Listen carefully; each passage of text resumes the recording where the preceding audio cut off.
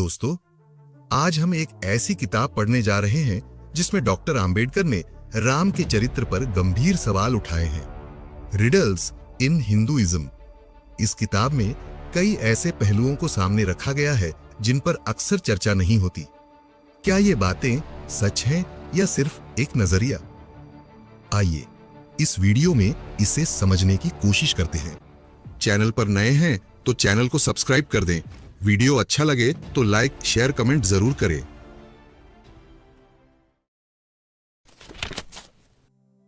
यह थे राम और कृष्ण। राम रामायण के मुख्य पात्र हैं और रामायण के लेखक हैं वाल्मीकि। राम कथा लंबी कथा नहीं है और उसमें कोई बात ऐसी नहीं है जिसे रोमांचक कहा जा सके। राम के पिता दशरथ हैं जो कि अयोध्या नगरी के शासक थे। अयोध्या आधुनिक फैजाबाद है। कई सौ रखेलियों के अलावा दशरथ की 3 रानियां थीं, कौशल्या, कैकेयी और सुमित्रा। कैकेयी ने विवाह के अवसर पर 2 वर मांगे थे, जिसका मतलब था कि वह राजा से कभी 2 चीजें मांगेगी और राजा को उसकी दोनों मांगें पूरी करनी पड़ेंगी। बहुत समय तक दशरथ को कोई संतान नहीं हुई थी। राजा दशरथ की प्रबल इच्छा थी कि राजगद्दी के लिए कोई युवराज मिल जाए। यह देखकर कि उसे संतान प्राप्ति की कोई आशा नहीं, उसने पुत्रेष्टि यज्ञ करने का निश्चय किया और इस उद्देश्य के लिए श्रृंग ऋषि को बुलवाया। ऋषि श्रृंग ने पिंड तैयार किए और राजा दशरथ की रानियों को खाने के लिए दिए। उन पिंडों को खा लेने के बाद तीनों रानियां गर्भवती हो गईं और 4 पुत्रों को जन्म दिया। कौशल्या राम की मां बनी, कैकेयी भरत की और सुमित्रा ने लक्ष्मण तथा शत्रुघ्न 2 पुत्रों को जन्म दिया। उचित समय आने पर राम की शादी सीता से हो गई। जब राम युवा हो चला, दशरथ ने सोचा कि वह राजगद्दी राम को सौंप दे और स्वयं शासन के कार्यों से विश्राम ले ले। जब इसकी तैयारी हो रही थी, कैकेयी ने बाधा उपस्थित की। बोली, मुझे मेरे वर मिलने चाहिए। जब उसे वर मांगने के लिए कहा तो वह बोली, राम की जगह मेरे पुत्र भरत को राजा बनाया जाए और राम पूरे 14 वर्ष तक जंगल में रहे। अत्यंत अनिच्छापूर्वक दशरथ सहमत हो गया। भरत ने अयोध्या की राजगद्दी संभाली और राम तथा सीता ने वनवास स्वीकार किया। साथ में सौतेला भाई लक्ष्मण भी गया। जब तीनों जंगल में रह रहे थे तो श्रीलंका का राजा रावण सीता को उठा ले गया और उसे वहां अपने महल में रखा। उसका इरादा था कि वह सीता को भी अपनी पत्नी बना ले। तब राम और लक्ष्मण ने सीता की तलाश शुरू की। रास्ते में सुग्रीव तथा हनुमान से मुलाकात होती है। ये दोनों वानर जाति के प्रमुख व्यक्ति थे। राम लक्ष्मण की उनसे मित्रता हो गई। उनकी मदद से सीता हरण के स्थान का पता लग गया और उनकी सहायता से लंका पर चढ़ाई की गई। युद्ध में रावण को मार गिराया गया और सीता को छुड़ा लिया। सीता और लक्ष्मण सहित राम अयोध्या लौट आए। उस समय तक 14 वर्ष बीत चुके थे और कैकेयी की शर्त पूरी हो चुकी थी। भरत ने राजगद्दी त्याग दी और उसकी जगह राम राजगद्दी पर विराजमान हुए। संक्षेप में वाल्मीकि के द्वारा लिखित रामायण में दी गई राम कथा इतनी ही है। इस कहानी में ऐसा कुछ नहीं कि राम को पूजनीय माना जाए। वह केवल एक आज्ञाकारी पुत्र है। वाल्मीकि को राम के चरित्र में कुछ विशेषता दिखाई दी। इसी कारण उसने रामायण की रचना की। वाल्मीकि ने नारद से प्रश्न किया, हे नारद, मुझे बताएं कि इस समय पृथ्वी पर सबसे महान महापुरुष कौन है? इसके आगे वे अपने महापुरुष की परिभाषा बताते हैं। शक्तिशाली, जो धर्म के सार से परिचित हो, जो कृतज्ञ हो, जो सत्यवादी हो, जो विपरीत अवस्था में भी दिए हुए वचन की पूर्ति करने के लिए स्वार्थ त्याग कर सकता हो, जो शीलवान हो, जो सभी के हितों का संरक्षण करने वाला हो, जो सुदृढ़ हो, जो आकर्षक हो, जो संयमी हो, जो अपने क्रोध पर नियंत्रण रख सकता हो, जो विशिष्ट हो, जिसके मन में किसी दूसरे की संपत्ति के प्रति ईर्ष्या न हो और जो युद्ध में देवताओं के भी दिलों को दहला सकता हो। नारद तब विचार करने के लिए समय चाहते हैं और चिंतन मनन के बाद कहते हैं, एक ही पुरुष है जो इन सभी गुणों का धनी है और वह है राम। वह दशरथ का पुत्र है। अपने गुणों के कारण ही राम अवतार माना गया है। लेकिन क्या राम का व्यक्तित्व वास्तव में ऐसा है कि उन्हें देवत्व की गद्दी पर बिठाया जा सके? जो लोग राम को इस योग्य मानते हैं कि उन्हें देवता मानकर उनकी पूजा की जा सके, वे निम्न बातों पर विचार करें। राम का जन्म अपने आप में एक चमत्कार है। हो सकता है कि यह जो कथा बनाई गई है कि राम का जन्म ऋषि शृंग द्वारा दिए गए एक पिंड से हुआ था, इस सच्चाई को छिपाने का एक रूपक मात्र हो कि राम का जन्म कौशल्या और ऋषि शृंग के संपर्क से हुआ था। ऋषि शृंग और कौशल्या पति पत्नी न थे। कुछ भी, राम का जन्म यदि बदनामी का कारण न भी रहा हो तो भी वह असामान्य अवश्य था। राम के जन्म के साथ कुछ अन्य घटनाएं भी जुड़ी हुई हैं। यह हो नहीं सकता कि वे बुरी न लगे।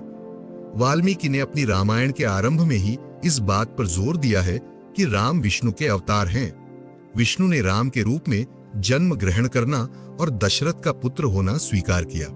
ब्रह्मा को उसकी जानकारी होगी तो ब्रह्मा ने सोचा कि विष्णु का जो रामावतार है उसकी पूर्ण सफलता के लिए यह आवश्यक है कि राम को शक्तिशाली लोगों का सहयोग मिले। उस समय ऐसे कोई लोग नहीं थे। देवताओं ने ब्रह्मा की आज्ञा के पालन का निर्णय किया।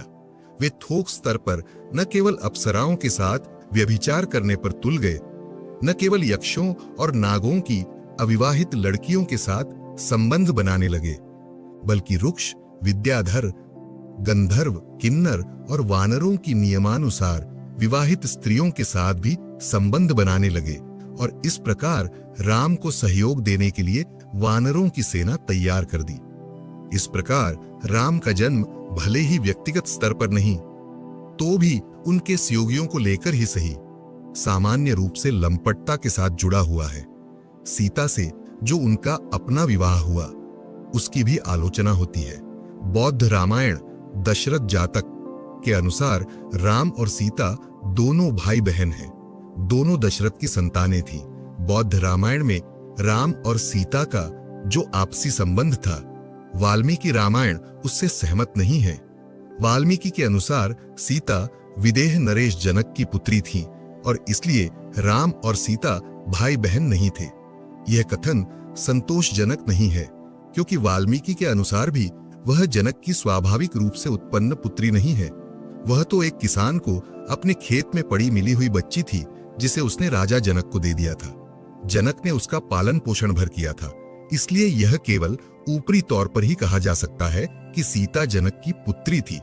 बौद्ध रामायण की कथा स्वाभाविक है और उस समय विवाह के संबंध में आर्यों की जो मर्यादा थी उसके विरुद्ध नहीं। यदि उक्त कथा सच्ची है तो राम सीता का विवाह कोई ऐसा आदर्श विवाह नहीं है जिसकी नकल करना वांछनीय हो। दूसरे शब्दों में राम का विवाह कोई आदर्श अनुकरणीय विवाह नहीं था। राम का एक गुण बताया जाता है कि वे एक पत्नीव्रती थे। यह मान्यता न जाने कैसे सर्वसाधारण तक पहुंच गई क्योंकि यह पूर्णतः निराधार है। राम की बहुत सी पत्नियों की चर्चा तो वाल्मीकि तक ने की है। कहना अनावश्यक है कि ये सब तो उनकी बहुत सी रखेलियों के अतिरिक्त थी। इस विषय में वे अपने नाम मात्र के पिता राजा दशरथ के सच्चे सपूत थे, जिनकी 3 रानियों के अतिरिक्त और बहुत सी औरतें थीं। अब हम एक व्यक्ति के तौर पर एक राजा के रूप में राम के चरित्र पर विचार करें। एक व्यक्ति के रूप में राम का विचार करने के लिए मैं उनके जीवन की केवल 2 घटनाओं की ओर संकेत करूंगा। एक तो बाली के प्रति उनका दुर्व्यवहार, दूसरा स्वयं अपनी विवाहित स्त्री सीता के साथ। पहले हम बाली की ही कथा से शुरुआत करें। बाली और सुग्रीव दोनों भाई थे। वे वानर नस्ल से थे और शासक परिवार के थे। उनका अपना राज्य था जिसकी राजधानी थी किष्किंधा। जिस समय रावण सीता को उठा ले गया था उस समय किष्किंधा में बाली शासन कर रहा था। जिस समय बाली राजगद्दी पर बैठा था उस समय मायावी नाम के राक्षस से उसकी लड़ाई ठन गई। दोनों का द्वंद्व युद्ध हुआ तो मायावी अपनी जान लेकर भागा। बाली और सुग्रीव दोनों ने मिलकर मायावी का पीछा किया। मायावी एक गुफा में जा घुसा। बाली ने सुग्रीव को कहा कि तुम इस गुफा के द्वार पर मेरी प्रतीक्षा करना और स्वयं गुफा में चला गया। कुछ समय बाद उसी गुफा में से लहू की एक धारा बाहर आई। सुग्रीव इस निष्कर्ष पर पहुंचा कि मायावी ने बाली को गुफा के भीतर मार दिया होगा। वह किष्किंधा लौट आया और बाली की जगह अपने आप को ही राजा मान लिया। हनुमान को उसने मंत्री बनाया। यथार्थ बात यह हुई थी कि बाली नहीं मारा गया था, बाली ने ही मायावी को मार डाला था। बाली उस गुफा से बाहर आया। वहां उसे सुग्रीव नहीं दिखाई दिया। वह किष्किंधा पहुंचा। जाकर देखता क्या है कि सुग्रीव ने ही अपने आप को राजा घोषित कर दिया है। स्वाभाविक था कि भाई के इस विश्वासघात पर बाली क्रोधित हो गया। उसका क्रोधित होना अपनी जगह उचित भी था। सुग्रीव को चाहिए था कि वह पक्के तौर पर पता लगा लेता कि बाली मर गया है या नहीं। उसे यूं ही मान लेना नहीं चाहिए था कि बाली मर गया है। दूसरे बाली का एक लड़का था, नाम था अंगद। सुग्रीव को चाहिए था कि वह अंगद को बाली का वैध उत्तराधिकारी मानकर उसे गद्दी पर बैठाता। उसने दोनों में से एक भी बात नहीं की। यह राजगद्दी छीन लेने का सीधा और स्पष्ट मामला था। बाली ने सुग्रीव को भगा दिया और अपना राज्यासन वापस ले लिया। दोनों भाई आमरण शत्रु बन गए। वह घटना लगभग उसी समय घटी जब रावण सीता को उठा ले गया था। राम और लक्ष्मण उसकी तलाश में भटक रहे थे।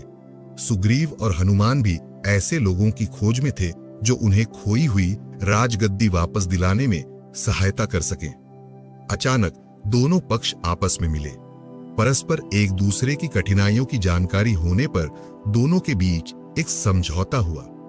यह तय हुआ कि राम बाली को मारने में और सुग्रीव को किष्किंधा का राज्य दिलाने में उसकी मदद करेगा। और दूसरी ओर सुग्रीव और हनुमान ने यह आश्वासन दिया कि वे सीता की तलाश में राम की सहायता करेंगे। समझौते के अपने हिस्से को पूरा कर सकने के लिए यह निर्णय किया गया कि सुग्रीव अपने गले में एक माला पहने रहे ताकि द्वंद्व युद्ध में वह आसानी से पहचाना जा सके। यह भी तय हुआ कि द्वंद्व युद्ध के समय राम अपने आप को एक पेड़ की ओट में छिपाए रखेंगे और वहीं से बाली को तीर का निशाना बनाकर उसे मार डालेंगे। तदनुसार द्वंद्व युद्ध तय हुआ। सुग्रीव के गले में माला थी।